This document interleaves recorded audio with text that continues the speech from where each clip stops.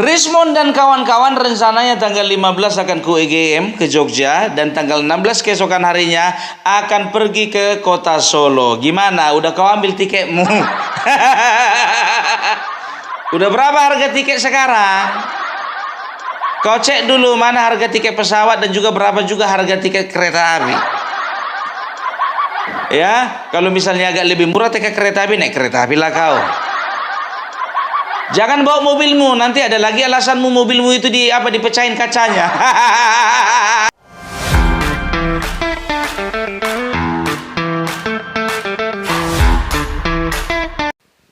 Assalamualaikum warahmatullahi wabarakatuh. Kembali lagi di channel Mbah Tris TV. Bagaimana kabarnya teman-teman? Semoga selalu diberikan kesehatan, dimudahkan segala urusan dan dilancarkan rezekinya. Oke, kali ini mari kita tonton reaction video dari Bang Opung Parbelak yang sangat-sangat menarik. Rugi kalau nggak ditonton. Seperti apa keseruan dari Bang Opung Parbelak? Mari kita saksikan dan kita tonton bersama-sama. Rismon dan kawan-kawan rencananya tanggal 15 akan ke UGM ke Jogja dan tanggal 16 keesokan harinya akan pergi ke kota Solo. Gimana? Udah kau ambil tiketmu? Udah berapa harga tiket sekarang? Kau cek dulu mana harga tiket pesawat dan juga berapa juga harga tiket kereta api. Ya, kalau misalnya agak lebih murah tiket kereta api, naik kereta api lah kau. Jangan bawa mobilmu, nanti ada lagi alasanmu mobilmu itu dipecahin kacanya. Disayat-sayat katanya ban mobilmu itu. Tapi jujur aja lu bilang sama kalian, pandai orang ini, biar tahu kalian ya. Pandai orang ini mencari momen ya. Sengaja orang ini tanggal 15, tanggal 16 pergi ke Solo ya, 2 minggu setelah lebaran, karena tahu orang ini kalau pas lebaran kemarin mereka terbang ongkos naik. Makanya mereka pergi tanggal 15 pas lagi ongkos turun. Entah ongkos pesawat, entah ongkos kereta api, yang penting harga turun. Nggak mau rugi nih ya, tapi memperjuangkan kebenaran dan keadilan. Mana pengorbananmu?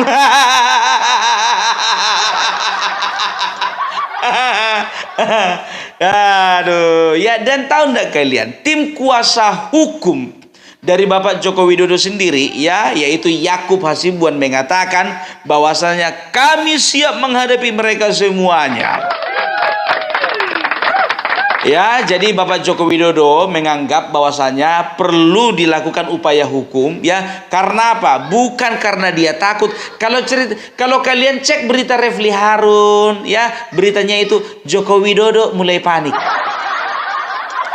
2046 ya kan? Kelebihan 1 angka itu pun terserah kalian. Ya, Joko Widodo mulai terdesak. Kalau misalnya kalian lihat channel satu lagi, TV Sewo, fix ijazah Jokowi palsu. Karena Bapak Jokowi, mereka anggap ya, ketika Bapak Joko Widodo mengambil langkah hukum ya, itu artinya Bapak Joko Widodo ya mengekspresikan kepanikan. Bukan. Karena apa? Ya, karena sebetulnya mereka sudah melihat bahwasanya ini ada upaya-upaya yang sudah melanggar hukum, yaitu berita bohong, kan begitu ya. Nah, jadi ya, sebetulnya kalau kukatakan ini adalah kumpulan-kumpulan orang-orang bodoh lah. Ya, kumpulan orang-orang bodoh yang ingin mencoba-coba ya mencari-cari penyakit di tubuh orang yang sehat. Badannya tegap, jalannya bagus, ganteng, gigi rapi, ya kan begitu. Tensi normal, gula darah normal,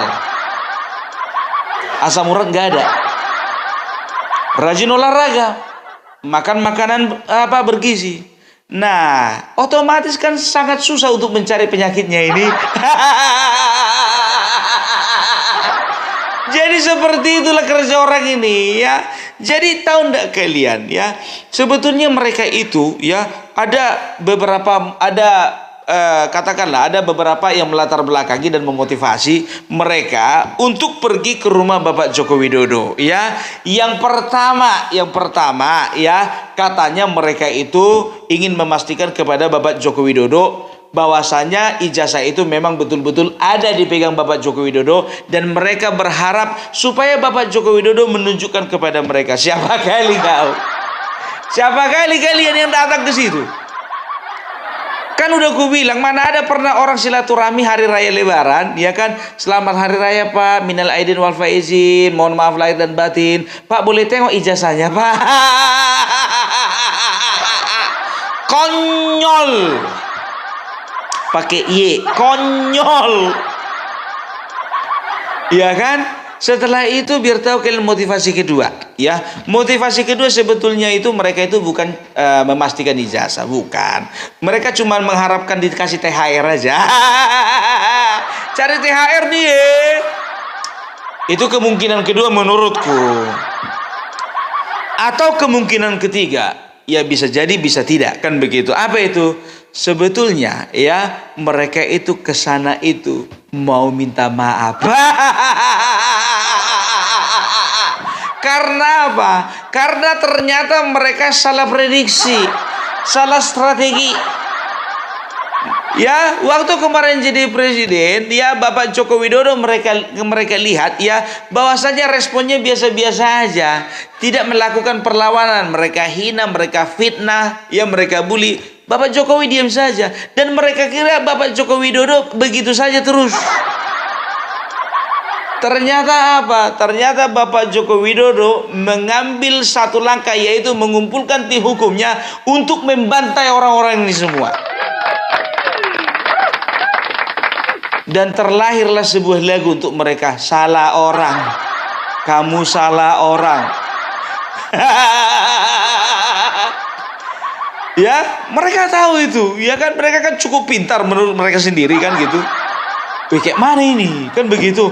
Udah ngumpulkan apa kuasa hukum Bapak Jokowi? Udahlah, daripada malu kita bilang aja kita memberanikan diri untuk mempertanyakan. Tapi nyampe di sana nanti kita minta maaf sama Bapak Jokowi. Supaya jangan dibikin langkah-langkah hukum. Bisa mampus kita nanti. Perhatikan ya. Ku bilang sama kalian, perhatikan ya. Kalaulah ada 20 orang kemarin yang mengatakan bahwasanya siap menggeruduk rumah Bapak Joko Widodo, paling kencang itu yang datang 5 orang, lebih sedikit. Perhatikan. Yang pertama karena takut. Yang kedua nggak punya ongkos. Banyak pertimbangannya, Wak. Kan begitu ya. Jadi respon dia terserah kau. Kalau kau mau ke UGM contohnya ya, lebih bagus kau naik kereta api atau naik mobil pesawat. Jangan kau bawa mobilmu, nanti disayat-sayat orang lagi bannya. Kalaupun kau harus bawa mobil, perhatikan CCTV-nya. Ini banyak kali alasanmu. Ditanya kenapa nggak lapor polisi, sama aja. Iya kan? Ini kan orang-orang yang nggak bisa dipercaya ini semuanya ini. Profesor Bung, doktor loh itu Bung, S2, S3 itu Bung. Di negara ini sudah biasa maling teriak maling, dan juga kemungkinan besar ya itu mereka ini ijazah palsu teriak ijazah palsu. Periksa dulu ijazah dokter Tipa. Kok jadi kayak gitu, fitnah kok? Bukan fitnah, aku tanya periksa dulu. Kira-kira dari mana ijazahnya itu? Iya kan? Itu dia. Ya, sekarang kita masuk dulu ke dalam pembicaraan yang lebih dalam. Loh, jadi maksudmu Bung, udah ada kita 7 menit ini pembicaraan ini nggak dalam-dalam. Ini masih opening. Masih pembukaan. salah satu ciri khas Opung Parbelak nggak akan pernah bikin video di bawah 20 menit. Sengaja itu karena apa? Biar yang mereaction videonya Opung Parbelak, ya kan, itu makin pusing. Pusing mereka itu. Sedangkan 20 menit pusing. Pernah gue bikin sampai 41 menit. Kalau 20 menit sama aku, mereka itu rata-rata dilebihkan itu 3 menit, 23 menit. Kan begitu.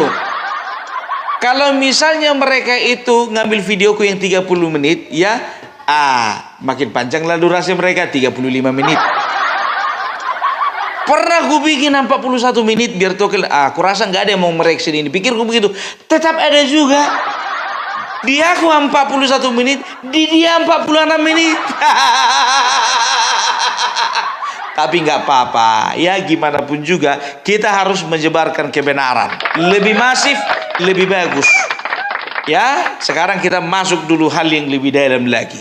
Sekarang yang jadi pertanyaannya, ya, repot-repot mereka ngurusin masalah masalah ijazah Bapak Joko Widodo. Kira-kira pertanyaan pertama, ada apa?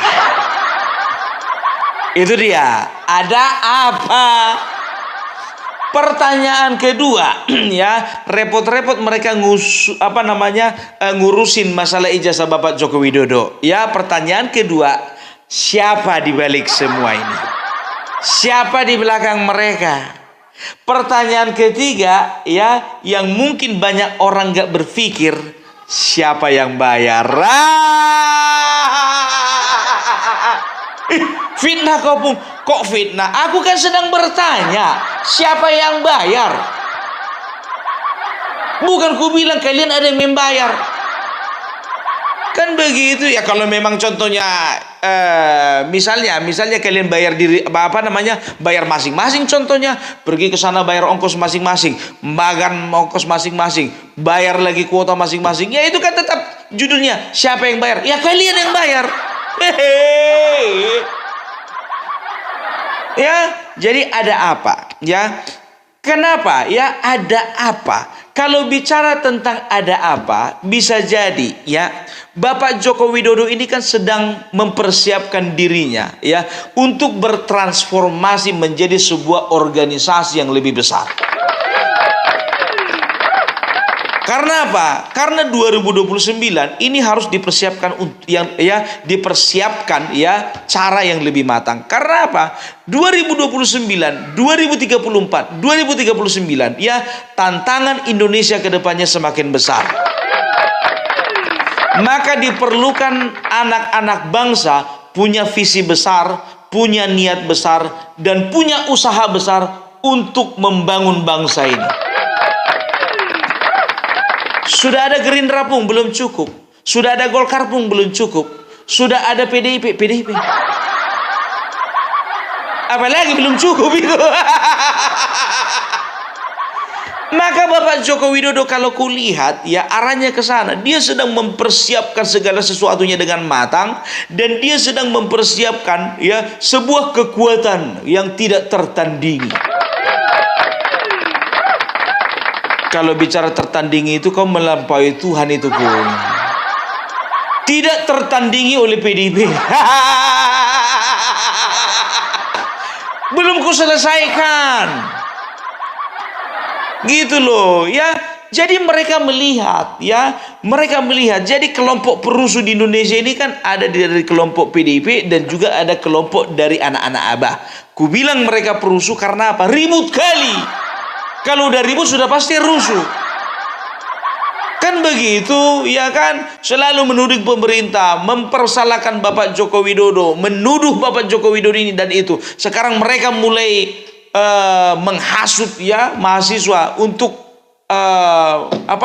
bertindak yang di luar nalar lagi, di luar nilai-nilai kemanusiaan lagi, nilai-nilai akal budi lagi. Ya, itu makanya aku bilang mereka ini bikin rusuh. Karena apa? Satu intinya, kepentingan mereka tidak terpenuhi, hasrat mereka juga tidak terpenuhi. Yang satu pernah punya kuasa, begitu lengser, ya, mereka nggak bisa move on.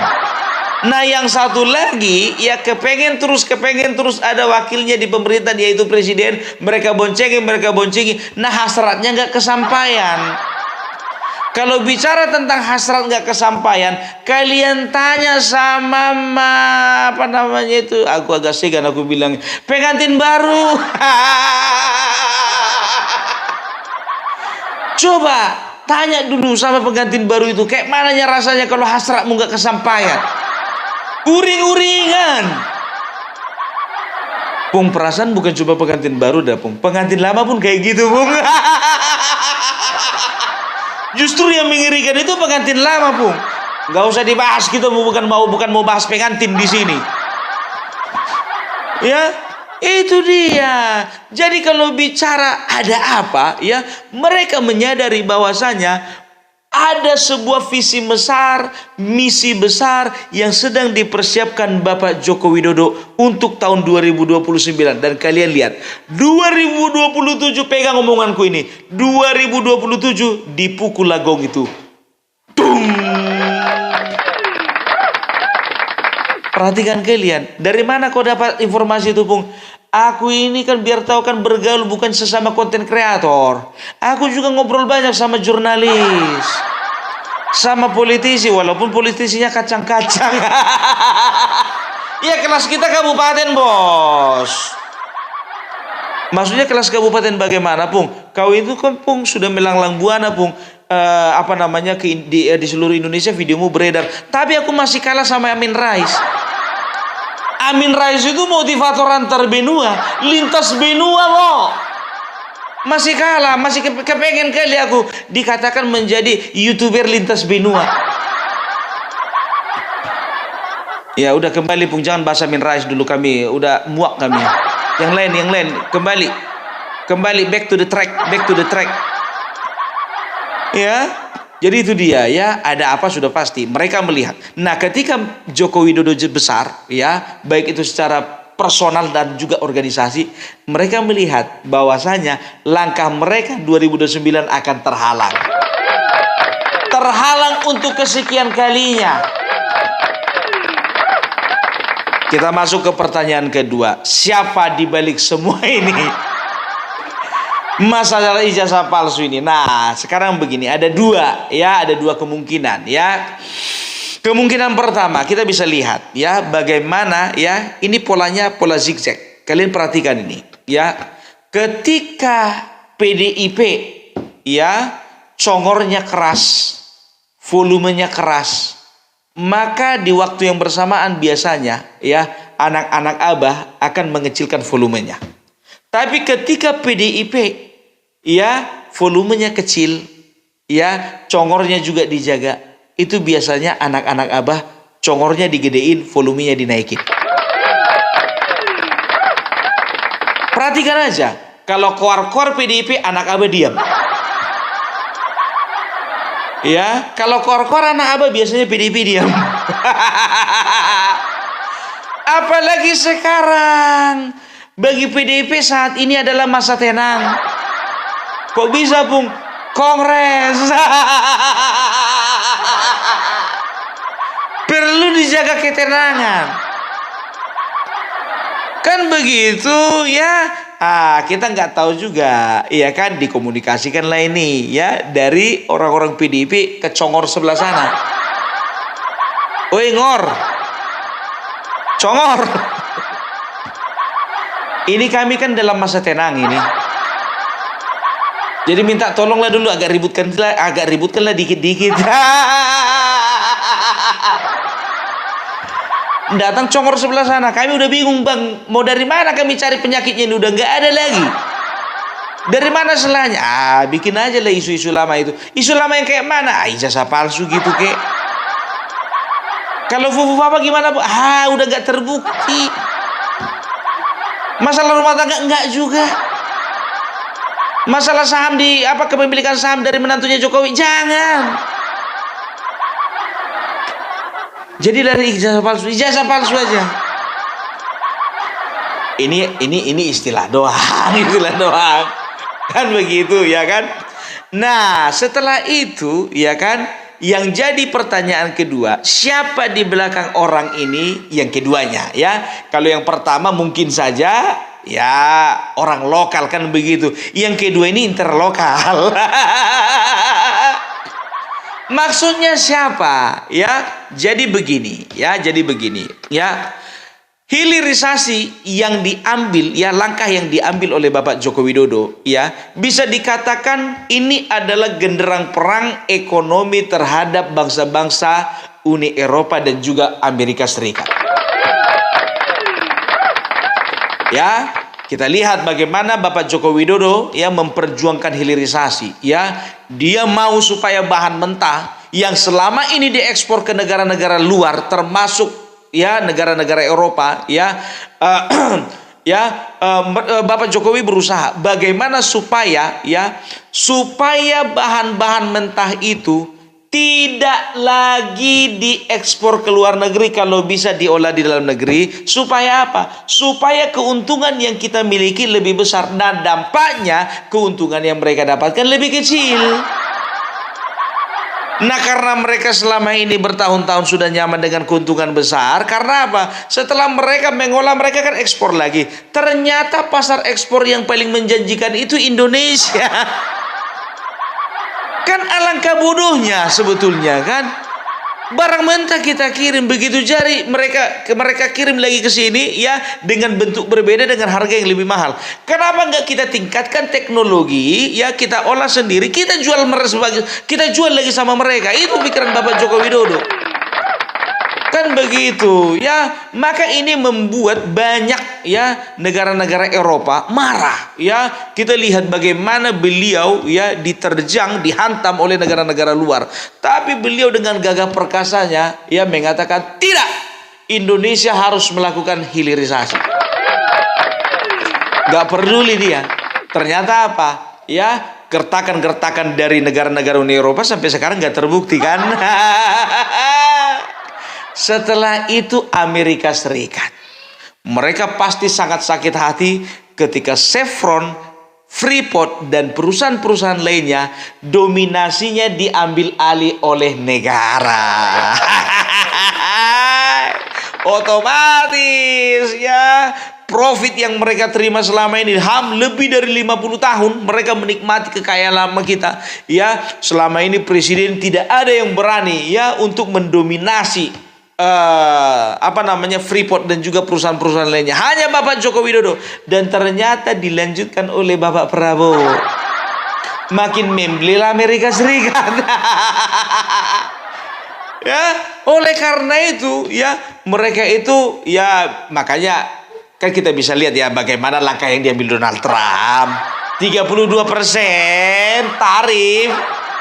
Bukan gara-gara itu, Bung, ya kan ada kebijakan lain, Bung. Ya memang betul, bukan gara-gara itu. Tapi kan salah satunya itu. Mungkin saja ya emangnya Donald Trump emangnya Amerika Serikat punya perusahaan cuma di Indonesia? Kan enggak. Ada di Thailand, ada di Kamboja, ada di Vietnam, ada di mana-mana. Kan begitu, ya. Jadi kita bisa perhatikan ya, Amerika Serikat ya, mereka akan berusaha setiap negara-negara yang punya sumber daya alam luar biasa, ketika mereka berhasil mengangkanginya dan mereka melakukan perlawanan pemberontakan, maka Amerika tidak akan tinggal diam dan mereka akan berusaha merusak negara itu dari dalam. Supaya apa? Supaya Amerika Serikat bisa ya menguasai sumber daya alam mereka. Irak, Iran dan juga Venezuela. Dan serangan-serangan yang mereka lakukan itu bukan serangan militer, karena memang bukan saatnya lagi serangan militer, bukan lagi agresi, tapi mereka akan melakukan sebuah serangan-serangan senyap ya, melalui sosial budaya, melalui ekonomi, melalui pendidikan, termasuk juga melalui langkah yang paling vital ya adalah melalui politik. Jadi maksudnya mereka menyamar jadi anggota dewan, pun. Ya nggak mungkin lah kalapa.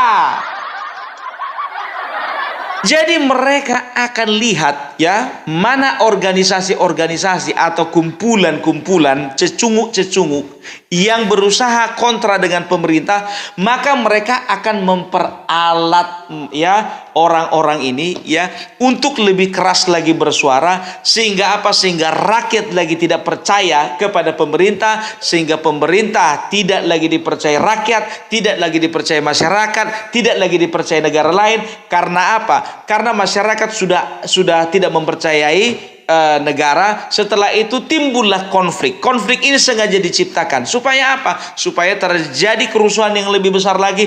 Ketika kerusuhan lebih besar, maka tidak ada lagi negara yang mau investasi ke Indonesia, dan rusaklah, hancurlah Indonesia. Disitulah Amerika Serikat ya ataupun negara-negara lainnya ya berhasil menguasai Indonesia.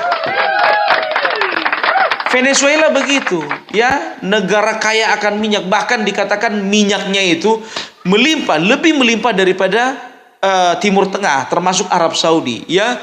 Tapi dengan cara yang demikian ya, mereka kirim ya intelijen, CIA atau apapun itu namanya, rusak negara itu, hancur, mereka bisa kuasai. Begitu juga hati-hati. Jadi siapa di balik mereka ini? Yang kedua bisa saja pihak asing. Maka mereka adalah antek-antek asing, dan mereka akan menuding bahwasanya Prabowo dan juga Joko Widodo antek asing. Karena apa? Sudah umum, sudah normal di Indonesia ini maling teriak maling. Siapa yang bayar mereka? Masuk ke pertanyaan ketiga. Siapa yang bayar mereka? Kalau bicara siapa yang bayar mereka, sudah pasti yang pertama ya, yang pertama itu adalah pengusaha-pengusaha yang selama ini mereka mendapatkan keuntungan besar sebelum zaman Bapak Joko Widodo, dan mereka marah karena apa? Karena kebijakan-kebijakan Bapak Joko Widodo ya itu menumbangkan, bahkan menghambat pertumbuhan dari bisnis mereka ya. Dan sayang sekali bagi mereka, Bapak Prabowo ternyata melanjutkan apa yang dilakukan Bapak Joko Widodo. Siapa mau sebut aja namanya, nggak perlu itu loh, toke minyak yang anaknya ditangkap kemarin. Ya siapapun itulah. Itu yang pertama. Siapa yang bayar keduanya lagi, Bung? Sudah pastilah negara-negara asing yang menginginkan Indonesia ini hancur dari dalam. Gitu. Ini asumsiku ya, karena tahu ndak kalian ya? Ini bisa dikatakan ini contoh yang paling sederhana ya. Ini adalah istilah yang paling sederhana ya. Hanya orang bodoh yang mau menghancurkan bangsanya sendiri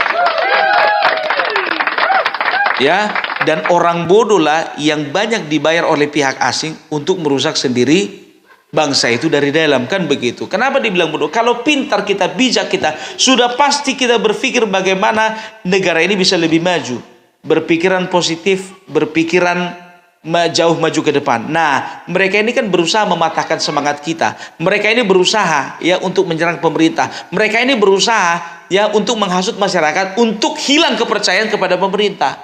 Kan begitu. Hati-hati ya, mereka ini bayaran. Menurutku. Karena apa? Sudah pasti ya, hanya negara luar lah yang menginginkan negaranya hancur.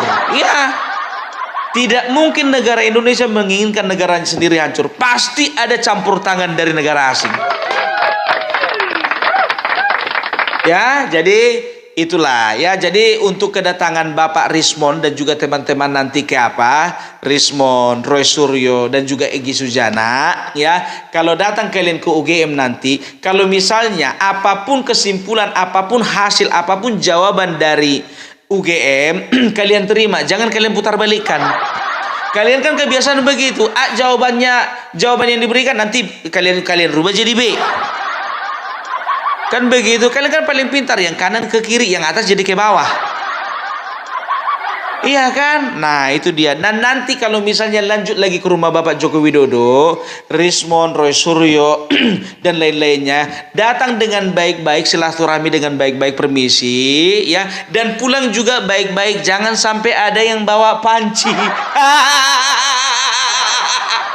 Ya, tolong dulu pas pampres dijaga dulu bagian dapur dulu.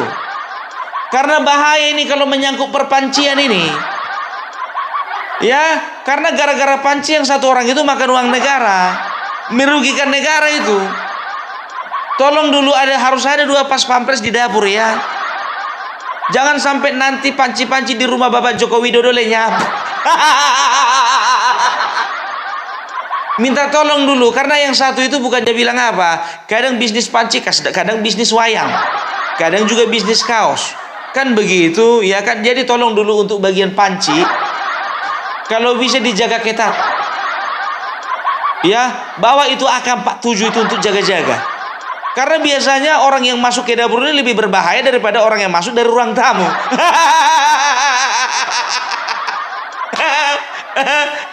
Itu dia yang namanya maling, nggak pernah masuk dari ruang tamu, dari dapur, apalagi kalau siang-siang.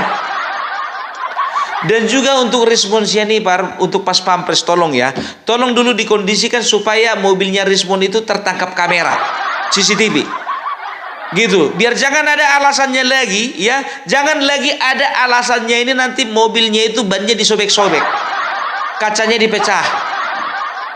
Kalau bisa sediakan dulu satu tempat ya 5x5. Jadi di setiap sudutnya, di 4 sudut itu ada CCTV. Kalau perlu dari kolong itu juga ada CCTV, dari atas juga ada CCTV. Biar jangan beralibi dia lagi nanti, ya kaca mobilku dipecahkan.